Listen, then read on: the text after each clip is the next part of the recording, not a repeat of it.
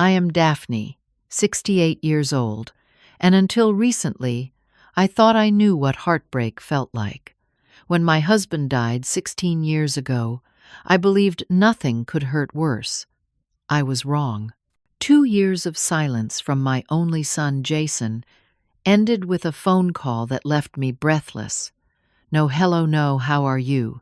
Just 6 words that cut deeper than any knife. We're already married, Mom. Send me the key to the house in Malibu. I hung up the phone with trembling hands, wondering where I had gone so wrong. Before I tell you what happened next, let me know where you're watching from, and subscribe to hear stories from a mother who learned the hard way that love sometimes means standing your ground. After my husband Thomas died in that terrible car accident when Jason was just 10 years old, it was just the two of us against the world. I remember sitting at our kitchen table the night after the funeral, looking at my beautiful boy across from me, his eyes swollen from crying, and making a silent promise that I would give him everything I never had, that I would work twice as hard, love twice as much, and somehow fill the enormous void his father left behind. And work hard I did. I had been a real estate agent before Thomas died, but grief transformed something inside me. I channeled all my pain into ambition, and within 5 years had built my own property development company from the ground up. It started small with just me and my assistant in a tiny office in downtown Los Angeles, but by the time Jason graduated high school, Winslow Properties was managing developments across Southern California. Every long night at the office, every missed weekend, every business trip across the country had one purpose: to give Jason the life I believed he deserved, and I spared no expense. The best private schools in Beverly Hills, summer trips to Europe, skiing vacations in Aspen, tennis lessons with former pros, a brand new BMW on his 16th birthday. I wanted him to have everything. But more than the material things, we had each other. Through his teenage years, even when most kids pull away from their parents, Jason and I maintained a special bond. We had dinner together at least twice a week, no matter how busy either of us got. He would call me nearly every day sometimes, just to tell me about a professor he liked or a movie he wanted to see. When he graduated from UCLA with honors, the pride I felt watching him walk across that stage in his cap and gown was indescribable. Even after college, when he got his first job at a marketing firm downtown, he would still come over every Sunday for brunch. We would sit on my patio, overlooking the canyon, drinking mimosas, and talking about everything and nothing. Those were some of the happiest days of my life. I felt like I had succeeded as a parent. My son was not just successful, but kind, thoughtful, and still wanted his mother in his life. Everything changed when he met Veronica 2 years ago. She was 29, worked at the same firm as Jason, and from the moment I met her, something felt off. It was nothing I could put my finger on initially. She was beautiful, intelligent, and seemed to make my son happy.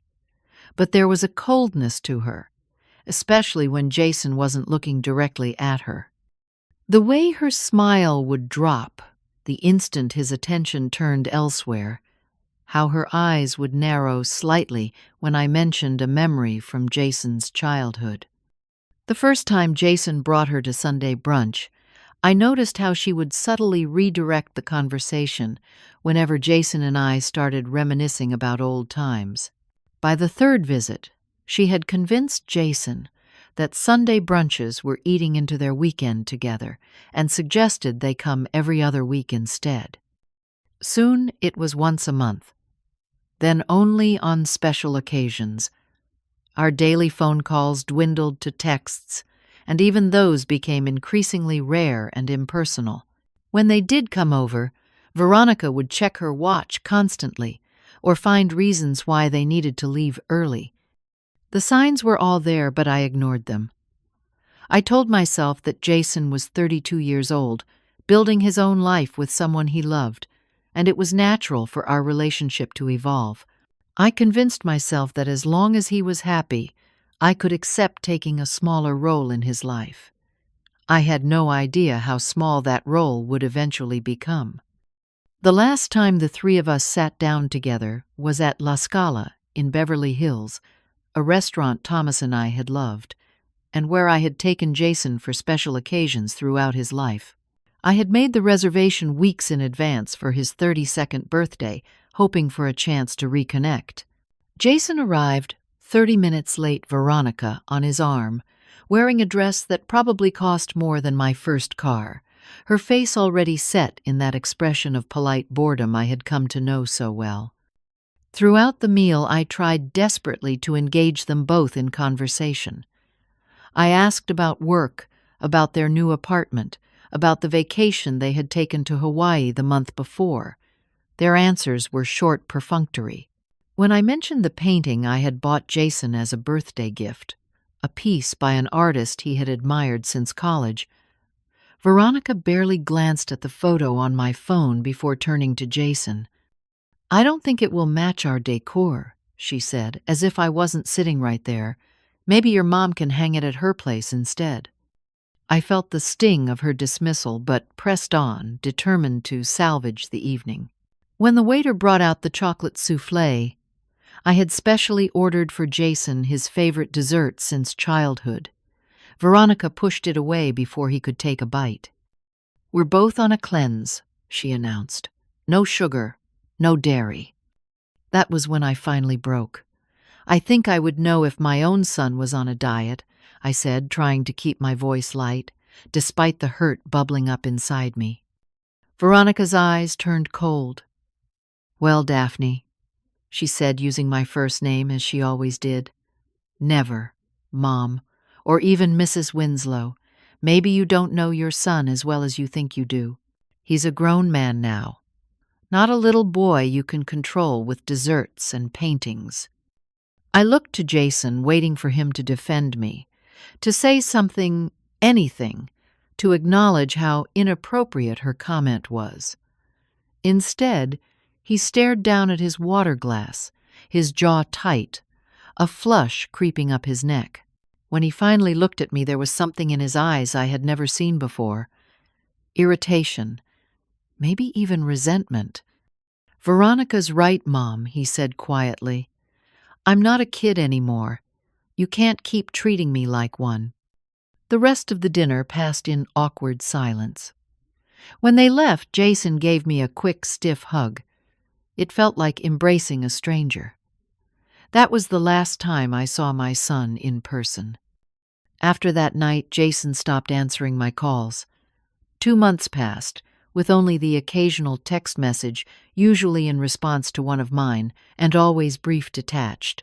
"Busy with work. All good. Talk soon." I sent care packages to his office. I left voicemails asking if I had done something wrong, if we could talk. I even wrote him a letter, pouring my heart out, telling him how much I missed him. Nothing worked. It was as if a wall had been built between us, and with each passing day it grew higher and thicker. Through mutual friends, I learned that Jason and Veronica had moved in together into a downtown loft I had never seen. I wasn't invited to their housewarming. I saw photos on social media, posted by acquaintances who didn't realize the pain they were causing me. Pictures of my son smiling his arm around Veronica, surrounded by people I didn't know in a home I had never visited. Thanksgiving came and went without a word. I cooked a turkey anyway, set a place for him at the table, and pretended through dinner with friends that the empty chair wasn't breaking my heart. For Christmas, I sent gifts that were acknowledged with a brief text message. His birthday passed, and for the first time in 32 years, I wasn't there to celebrate with him.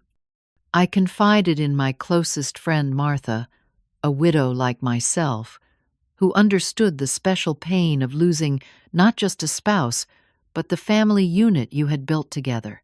"I feel like I'm losing him," I told her one evening as we sat on my deck watching the sunset paint the sky in shades of pink and gold, like Veronica is deliberately pulling him away from me. Martha, never one to sugarcoat things, took my hand in hers. Daphne, honey, I hate to say this, but no one can pull a grown man away unless he wants to be pulled. Jason is making his own choices here. Her words hurt, but deep down I knew she was right. Whatever was happening between Jason and me, it wasn't solely Veronica's doing. My son was a willing participant in his own disappearance from my life. The hardest part wasn't the missed holidays or the unanswered calls. It was the gnawing uncertainty, the constant questioning. Had I been too controlling? Had I smothered him with my love? Or was this simply the natural order of things, a son leaving his mother behind to create his own family? I spent countless nights turning these questions over in my mind, searching for answers that never came. As the months stretched into a year then, too, I began to accept that this estrangement might be permanent. I started to build a life that didn't revolve around waiting for my son to remember I existed. I joined a book club. I took up painting. I traveled to places I had always wanted to see but had put off visiting because they weren't family destinations. I tried to fill the Jason-shaped hole in my heart with new experiences, new friendships, new purpose. But no matter how busy I kept myself, there was always a moment, usually late at night, when the house was quiet and my defenses were down, when I would find myself looking at old photographs, tracing the outline of his face with my finger, wondering where my little boy had gone, and if he would ever find his way back to me. The call came on a Tuesday morning in April. I was in my garden pruning the rose bushes Thomas had planted when we first bought the house. My phone rang, with a tone I hadn't heard in months, the special ringtone I had assigned to Jason's number years ago and never had the heart to change. My hands trembled so badly, I nearly dropped the phone as I scrambled to answer it. "Jason," I said, unable to keep the hope and anxiety from my voice. "Hi, Mom." His voice was flat, distant, as if he were calling a distant acquaintance rather than the woman who had given birth to him, raised him, loved him with every fiber of her being. "It's so good to hear from you," I said, sinking onto the garden bench, my legs suddenly too weak to support me. "How are you? I've missed you so much." There was a pause, the kind that stretches into uncomfortable territory. "I'm good," he finally said. "Look, I'm calling because I need a favor. Not I miss you too. Not I'm sorry I've been distant. Just straight to what he needed from me." I swallowed hard against the lump forming in my throat. Of course, anything. "Veronica and I got married last weekend," he said, the words tumbling out in a rush. "We're planning our honeymoon now, and we were hoping to use the house in Malibu." The world seemed to tilt beneath me. Married. My only child had gotten married, and I hadn't known, hadn't been invited, hadn't seen him in his suit, or given him my blessing, or danced with him at the reception. I hadn't even known he was engaged. "You got married," I whispered, my voice sounding strange and far away to my own ears. "Yeah, it was a small thing. Just a few friends, nothing fancy." His tone was dismissive, as if he were talking about grabbing lunch, not one of the most significant events of his life. I see. I didn't see it all. I couldn't comprehend how my son, my only child, could exclude me from his wedding. "Congratulations." I managed to say the word, tasting like ash in my mouth. "Thanks," he replied, sounding impatient. "So about the house, we're thinking of going next week. Can you send me the key? Or maybe leave it with the property manager?" That was when he said those words, the ones that would echo in my mind for months to come. "We're already married, Mom. Send me the key to the house in Malibu." No request, just a demand. No acknowledgement of the bomb he had just dropped. Just an expectation that I would hand over the keys to my beachfront property, a house Thomas and I had bought together, as an investment, a place we had dreamed of retiring to someday. Jason, I began not even sure what I wanted to say. That I was hurt, devastated, that I couldn't believe he would shut me out of one of the most important days of his life and then call me asking for a favor. Look, Mom, I've got to go. We're meeting with a travel agent in 10 minutes. Just let me know about the key, okay? Text me. And with that, he hung up. I sat in the garden for a long time afterward, the phone clutched in my hand, the pruning shears forgotten on the ground beside me. It felt as if someone had reached into my chest and squeezed my heart until it burst. The pain was physical, a burning sensation that radiated outward from my sternum and made it hard to breathe. That evening, still reeling from Jason's call, I did something I had promised myself I wouldn't do. I looked up Veronica's social media accounts. Though she had blocked me months ago, her wedding photos were public, part of a slick professional spread that looked like it belonged in a magazine. Far from the small thing Jason had described, this was an elaborate affair. A historic downtown hotel flower arrangements that must have cost thousands, a multi-tiered cake, and at least 150 guests filling a grand ballroom. I recognized faces in the crowd, people who had known Jason since he was a child, friends of mine who had apparently been invited to my son's wedding when I had not. I scrolled through photo after photo, each one a fresh knife to the heart. Jason, handsome in a tuxedo, I had never seen looking happier than I could remember. Veronica, in a designer gown that probably cost more than most people's cars. The two of them cutting the cake, dancing, laughing with guests. And then I saw them, my sister Susan and her husband Bill, smiling in the background of a group shot. Susan, who had held my hand at Thomas's funeral.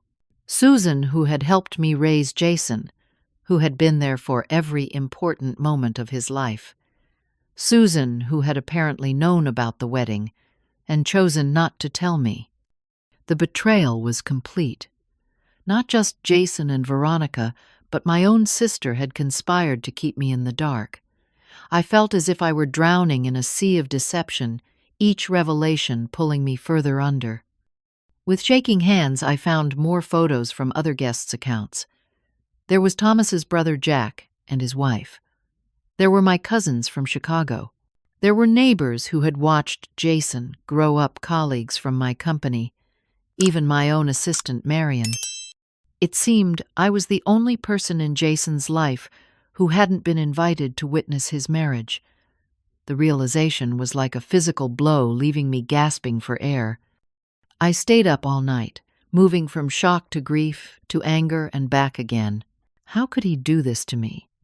What had I done to deserve such cruel exclusion? And how dare he call me afterward not to apologize or explain, but to ask for the keys to my beach house? That night was one of the darkest of my life. After discovering the truth about the wedding, I couldn't sleep. I paced the house restlessly, moving from room to room like a ghost. In Jason's old bedroom, preserved almost exactly as he had left it when he went to college, I sat on the edge of his bed and wept until I had no tears left. I pulled out old photo albums tracing the journey of our little family through the years. Jason, as a toddler, taking his first steps across our living room. Jason, on his first day of kindergarten, his backpack nearly as big as he was. Jason and Thomas fishing at Lake Arrowhead, both of them grinning with identical smiles. Jason at his high school graduation, his arms around me, both of us, looking forward to a bright future. Where had that boy gone? How had we come to this place where he could cut me out of his life so completely, so callously? As dawn broke over the hills, my phone rang again. It was Susan. My first instinct was to ignore it, to punish her with the same silence she had used against me. But some desperate need for answers compelled me to pick up. "Daphne," she said, her voice small and guilty, I saw you viewed my Instagram story. I know you must have seen the wedding photos. Yes, I said, my voice flat and empty of emotion. I saw them. I saw you there, Susan. I saw everyone there except me. She sighed heavily. I'm so sorry. I wanted to tell you, but Jason made us all promise not to. He said it would just cause drama if you knew. Drama. I repeated the word like a slap. Is that what he calls my feelings now? Drama. It wasn't just Jason, Susan admitted after a long pause. Veronica told everyone that you and Jason had been estranged because you were too controlling, too involved in their relationship. She said you didn't approve of her and had tried to break them up multiple times. I felt as if I'd been punched in the stomach. That's a lie. I never did anything like that. I barely saw them enough to interfere, even if I'd wanted to. I know, Susan said quietly. Deep down, I knew something wasn't right about her story. But Jason backed her up, and I didn't know what to believe. I'm so sorry, Daphne. I should have called you. I should have stood up for you. As we talked, more painful truths emerged. The wedding Susan described had been lavish to the point of excess. Premium open-bar gourmet 5-course dinner, a band flown in from New York. It must have cost a fortune, she said. A fortune Jason doesn't have, I replied, a sick feeling growing in my stomach. Though my son made a good salary, he had never been a saver. In fact, I still supplemented his income with generous gifts and had paid off his student loans just last year as a birthday present. There was no way he could have afforded a wedding like that on his own. Well, Susan hesitated. He did mention that his trust fund came through recently. The trust fund. Money I had set aside for Jason when Thomas died. Insurance money meant to secure his future. Money Jason shouldn't have been able to access until he turned 35 unless. Did he tell you? I released the trust fund early, I asked already, knowing the answer. He said you gave it to him as an engagement present, Susan confirmed. Didn't you? Another lie. I had done no such thing. The trust remained intact, untouched, which meant that whatever money Jason and Veronica had spent on their wedding, it hadn't come from there. But I had a sinking suspicion I knew where it had come from. The joint account I had set up for emergencies, which Jason had access to. An account I rarely checked because it was meant for dire situations only. After ending the call with Susan, I immediately logged into my banking app. The emergency account, which should have held over $70,000, had been drained to less than $5,000. Dozens of withdrawals over the past few months, all coinciding with the timeline of wedding planning. My son had not only excluded me from his wedding, but had used my own money to pay for it. The final piece of the puzzle fell into place later that day when Martha called. She had also seen the wedding photos circulating among our social circle and was calling to check on me. I should have said something sooner, she confessed. Jason came to see me about 3 months ago. He wanted to know about your will. My will, I repeated, dumbfounded. Yes. He asked if I knew who your beneficiaries were, if you had made any changes recently. He was particularly interested in the Malibu property and your company shares. The picture became crystal clear. This wasn't just about Jason and Veronica wanting a free honeymoon location. This was about money, assets, inheritance. They saw me not as Jason's mother, but as a resource to be exploited, a checkbook with an inconvenient human attached. That realization, more than anything else, broke something inside me. The pain gave way to a cold, clear anger. For the first time in 2 years, I saw the situation with perfect clarity. My son and his new wife were using me, had been using me all along and would continue to do so as long as I allowed it. Martha, bless her, seemed to sense the shift in me. "Daphne," she said carefully, "what are you going to do?" I looked around at my beautiful home, bought with decades of hard work. I thought of the beach house in Malibu, the place Thomas and I had loved so dearly.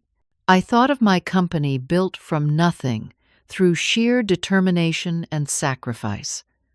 All of it meant for Jason eventually, yes, but not like this. Not taken through manipulation and lies. "I'm going to stop being a doormat," I told Martha, my voice stronger than it had been in months. "I'm going to stand up for myself." "Good," she said simply. "It's about time." That evening, Jason texted me. "Did you make arrangements for the key yet? We need to finalize our plans." I didn't respond. Instead, I made a different kind of plan.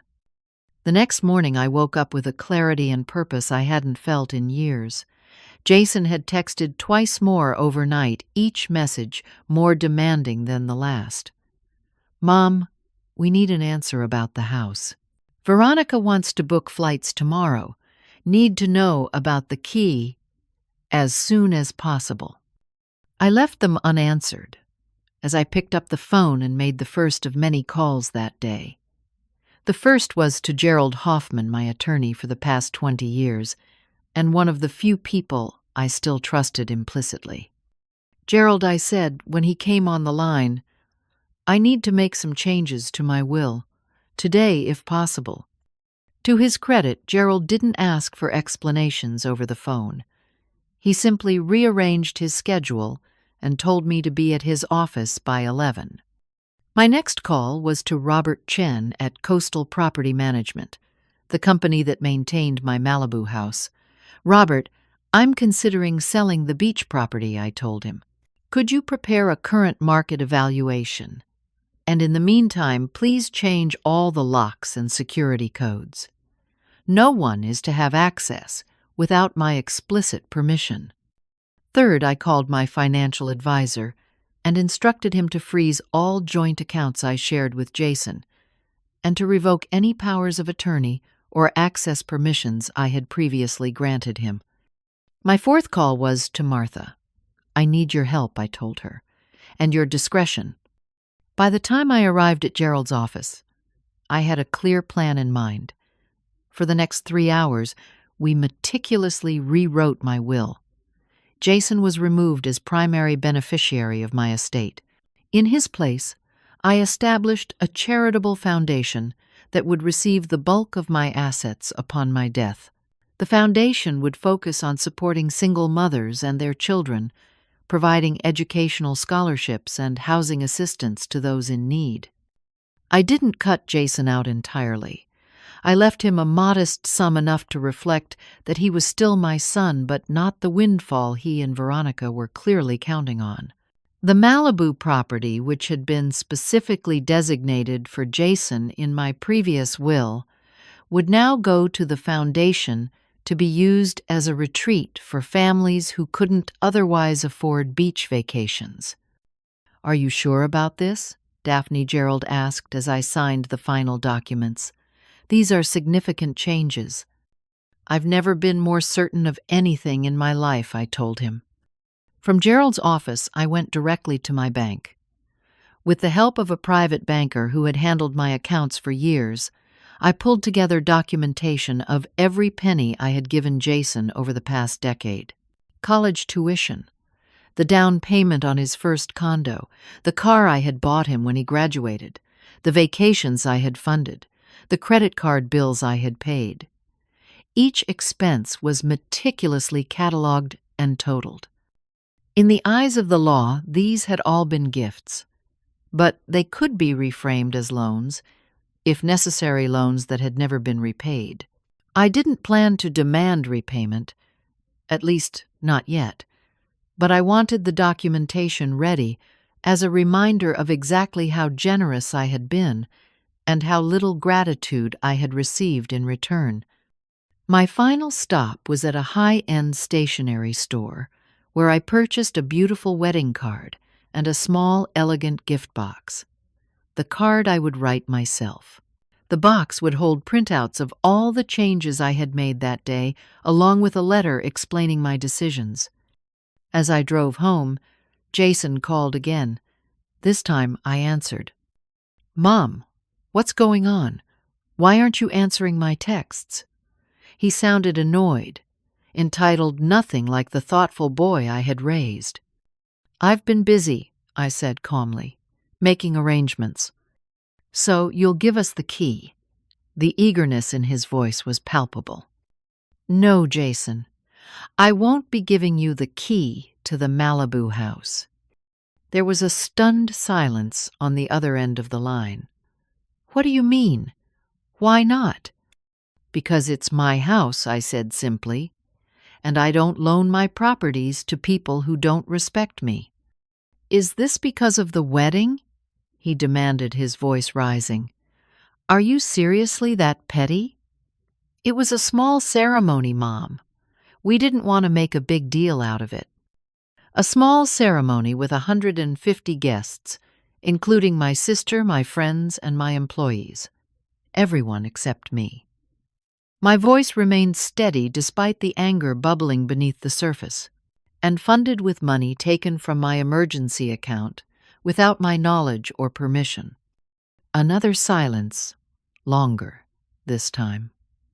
When Jason spoke again, his voice had changed, become wheedling, the tone he used to use as a child when he wanted something he knew he shouldn't have. "Mom, I can explain about the money. We were going to pay it back. We just needed a little help with the wedding costs, and we knew you'd want us to have the best day possible."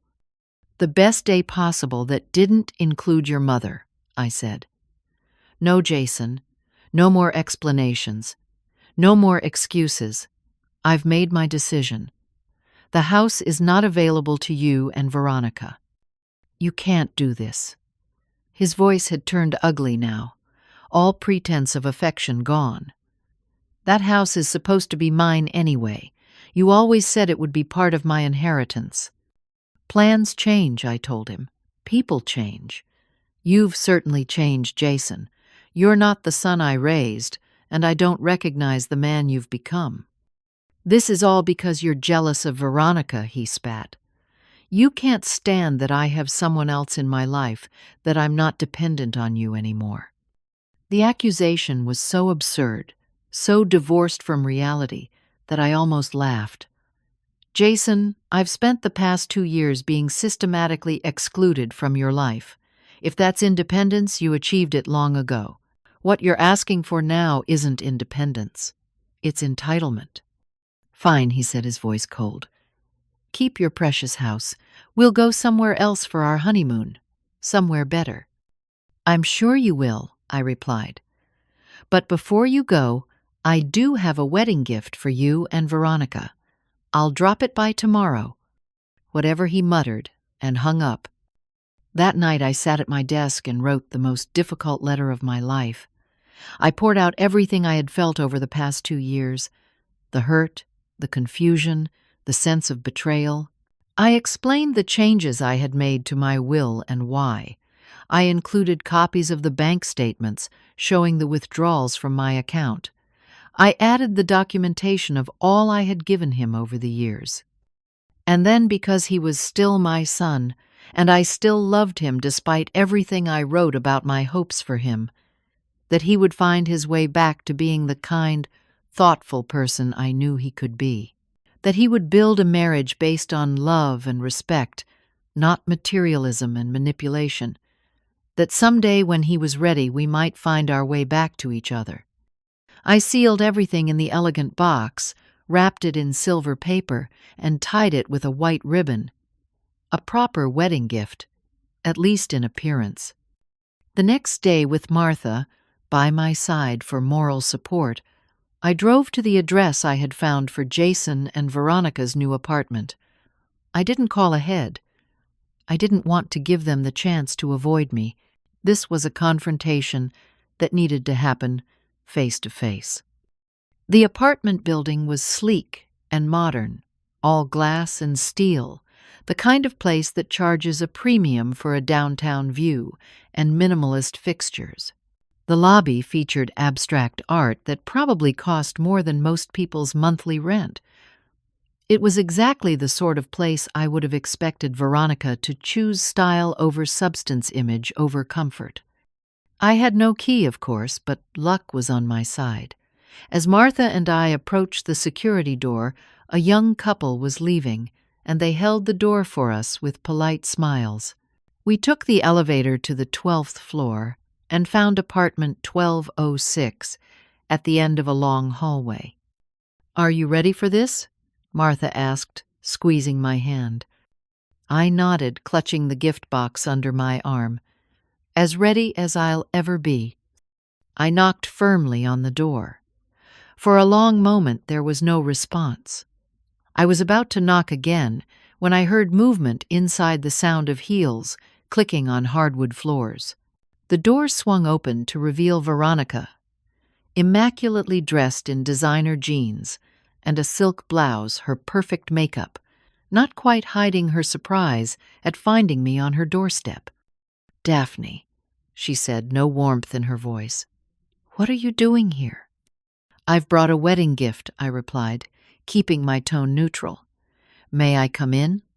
She hesitated clearly, calculating whether it would be ruder to refuse me entry or to have this conversation in the hallway where neighbors might overhear. Finally, she stepped aside.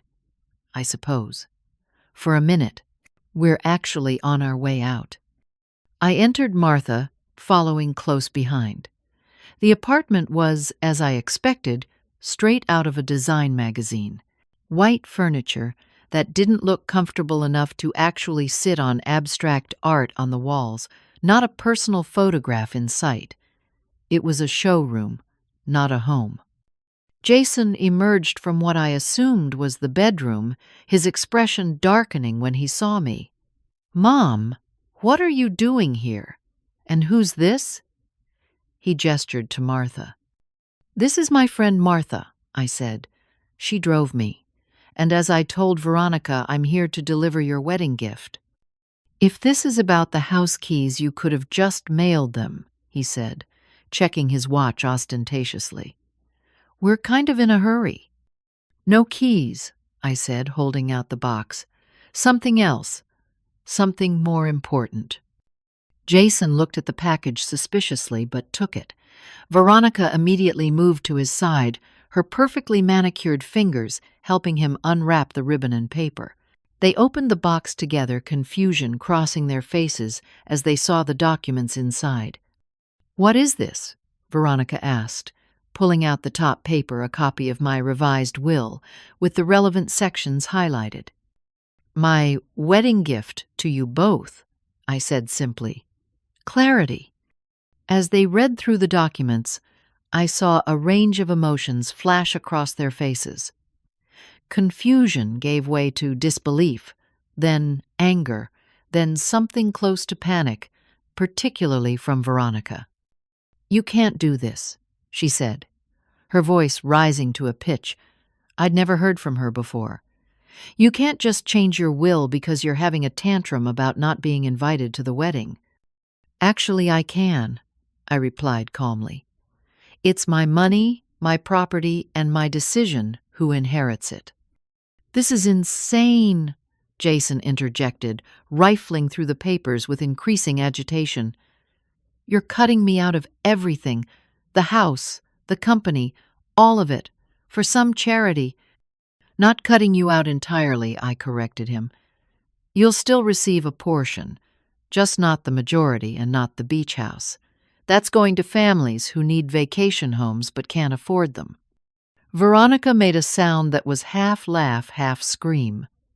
"Families who need vacation homes. Do you hear yourself? No one needs a vacation home. Your son needs it. We need it." "For your honeymoon?" I asked mildly. "Or for something else?" Jason and Veronica exchanged a quick glance that confirmed my suspicions. "We were going to use it for business contacts," Jason admitted reluctantly. Veronica's boss and some clients. We told them we had a place in Malibu where we could host a dinner. It would have been a big opportunity for her career. I see. I nodded. So you weren't planning a romantic honeymoon at all. You were planning to use my property for business networking, without asking me. Just like you used my money to pay for your wedding, without asking me.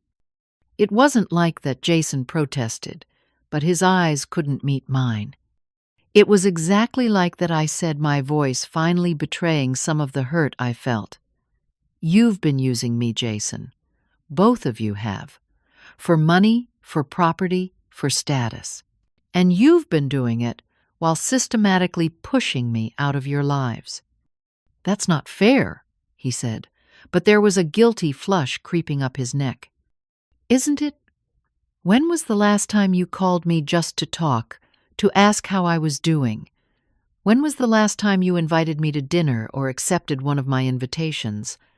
When was the last time you treated me like your mother, rather than your personal ATM? You're being dramatic, Veronica cut in. This is exactly why we kept our distance. Everything is always about you and your feelings. I turned to her, finally allowing some of my anger to show. No, Veronica, everything has been about what you want. My son, my money, my property. Well, not anymore. This, I gestured to the box, is me reclaiming my life and my self-respect. So that's it, Jason demanded, his face flushed with anger. Now, you're just going to punish me because you're jealous of my wife, because you can't stand not being the center of attention.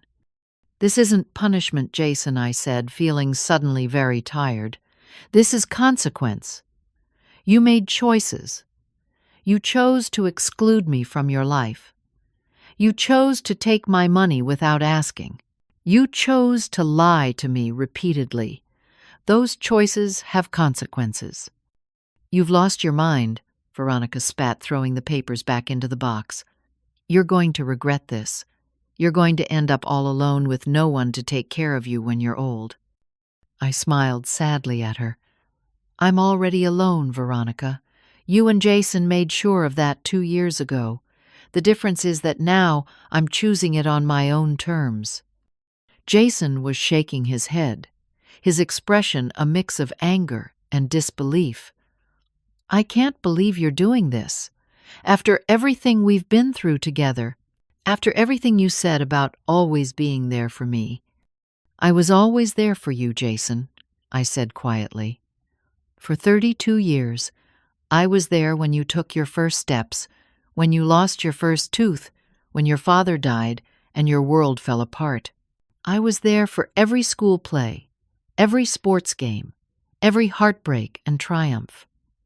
I would still be there now if you had let me. But you didn't want a mother. You wanted a bank account. That's not true, he protested, but his voice lacked conviction. Isn't it? Then why am I standing here, finding out about my only child's wedding after the fact? Why am I delivering a wedding gift to a celebration I wasn't invited to? Why am I looking at bank statements showing thousands of dollars taken without my permission? Neither of them had an answer for that. I will always love you, Jason, I said, feeling tears begin to well up despite my determination to stay composed. You're my son, and nothing can change that. But I won't be used anymore. I won't be taken for granted. I deserve better than that. Fine, he said, his voice hard and cold. Keep your money. Keep your house. We don't need them. We don't need you. The words hit like physical blows, but I forced myself to stand straight to meet his gaze without flinching. If that's how you truly feel, then I've made the right decision. We're leaving, Veronica announced, grabbing her purse from the counter. And when we get back, I don't want to see you here. Don't call, don't visit. We're done. Jason stood frozen for a moment, looking between his wife and me, as if waiting for one of us to back down. When neither did, he made his choice. "You heard her, Mom. We're done. Don't contact us again."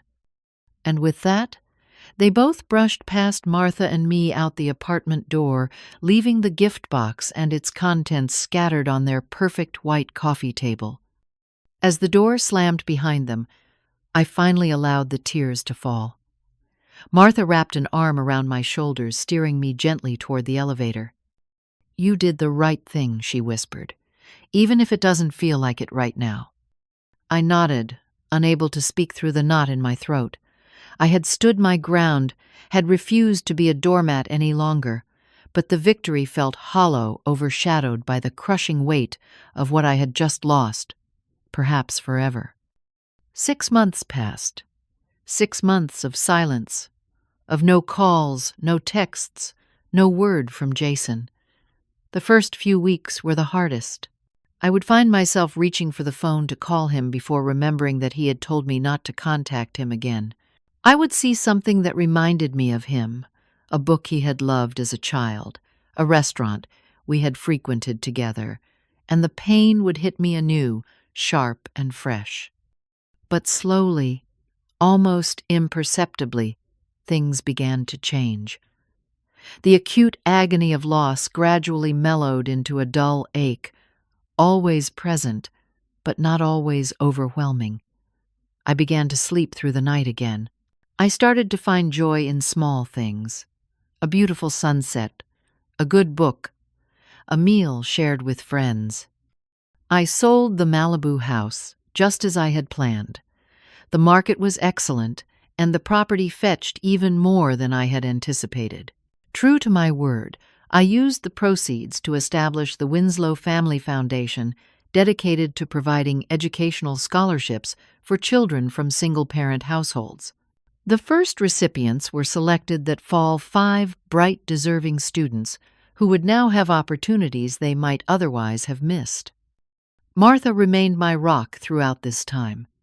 She checked on me daily at first, then weekly, as I began to find my footing. She dragged me to yoga classes when I didn't want to leave the house, brought over meals when I couldn't muster the energy to cook, and listened patiently as I cycled through grief, anger, guilt, and back again. Through Martha, I connected with a group of women in similar situations, mothers estranged from adult children for various reasons. We met monthly for dinner, sharing stories, advice, and understanding that even our closest friends couldn't fully provide. These women became a lifeline, proof that I wasn't alone in my experience, that I could survive this loss and perhaps even thrive despite it. I joined a book club, something I had always wanted to do, but never made time for when my life revolved around Jason. I took a cooking class, learning to prepare meals that delighted me rather than catering to my son's picky preferences. I volunteered at a local women's shelter, using my business experience to help residents create resumes and prepare for job interviews.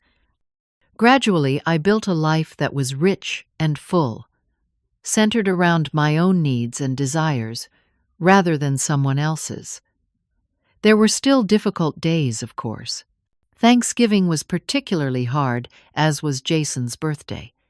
Christmas morning found me in tears, remembering all the joyous holidays we had shared when he was young. But these painful moments no longer defined my existence. They were simply part of a larger tapestry that included genuine happiness, fulfillment, and purpose. 3 months after our confrontation, I received a letter from Jason. My heart raced when I saw his handwriting on the envelope, hope blooming in my chest despite my best efforts to temper my expectations. But the letter contained no apology, no olive branch. Instead, it was a formal request for money to help with a down payment on a new condo. No acknowledgement of our last conversation, no mention of the changes to my will, just another financial demand, as if nothing had happened. I didn't respond. Difficult as it was, I knew that engaging would only reset the cycle, reestablishing the unhealthy dynamic we had fallen into. Instead, I tucked the letter away in a drawer, a reminder of why I had needed to take a stand in the first place. In the months that followed, I received 2 more similar letters, each making different financial requests, each ignoring the fundamental issues between us. Each time I maintained my silence, though it broke my heart a little more to do so. Meanwhile, life went on. I made new friends through my various activities, people who knew me as I was now, rather than who I had been as Jason's mother. I started dating again tentatively at first, then with more confidence. Nothing serious, just dinner companions and movie partners, but it was nice to be seen as a woman, not just a mother or a widow. I traveled another passion I had put aside for too long. A week in Paris exploring museums at my own pace, a cooking tour through Tuscany, a safari in South Africa.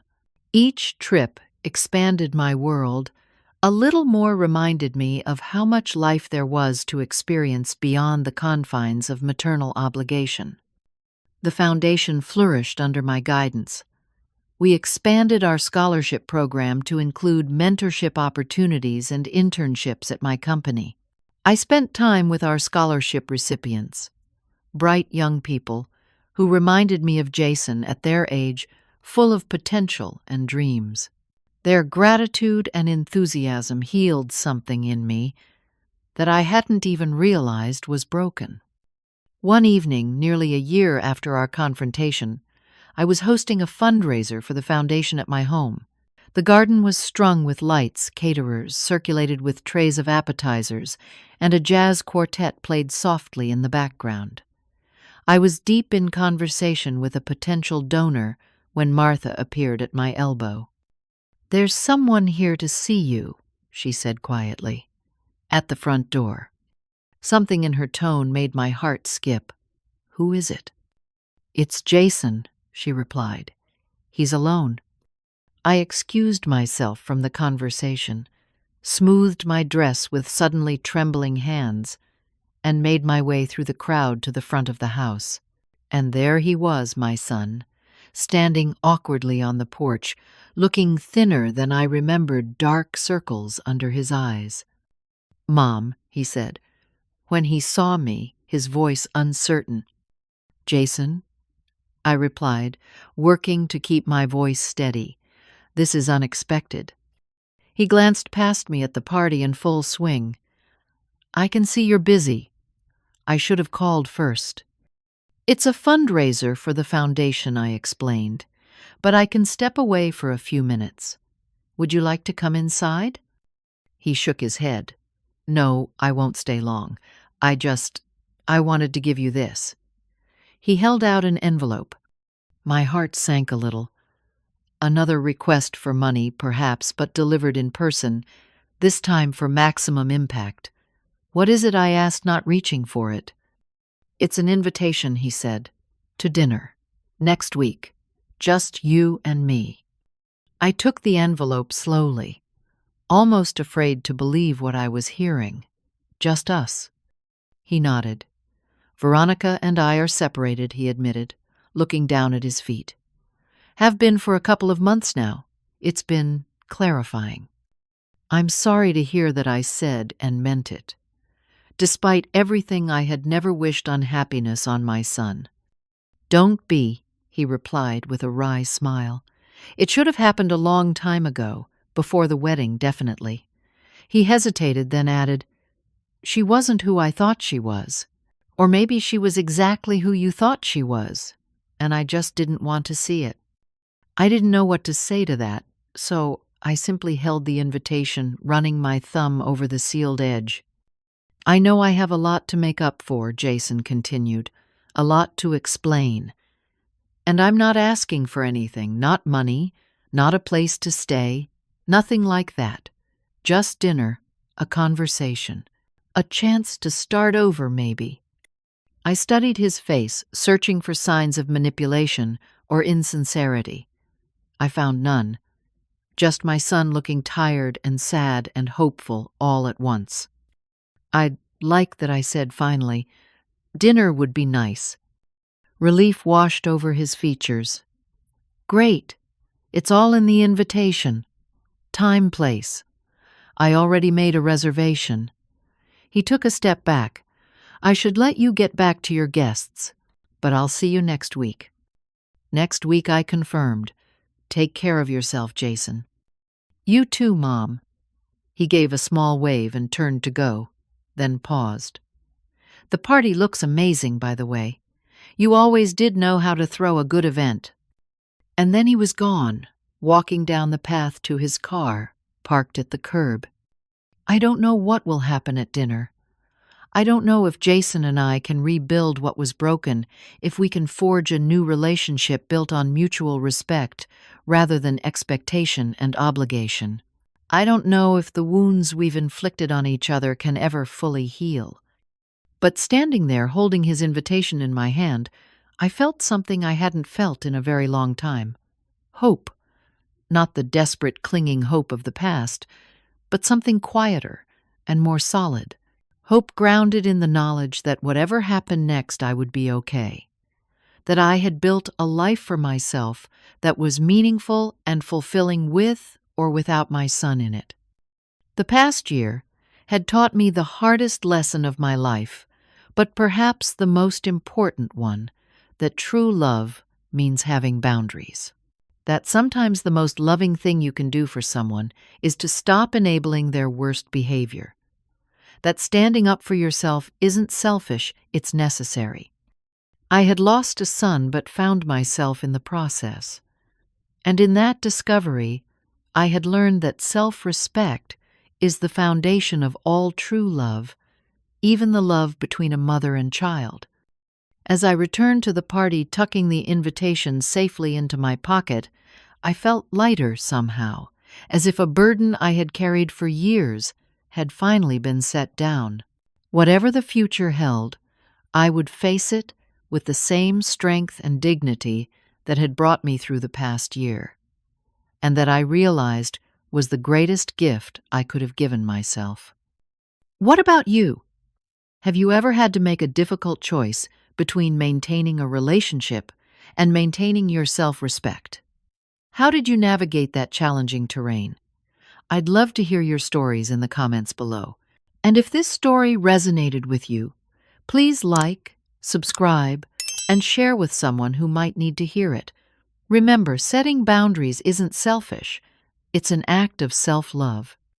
Thank you for listening, and may you find the courage to stand your ground when necessary in your own relationships.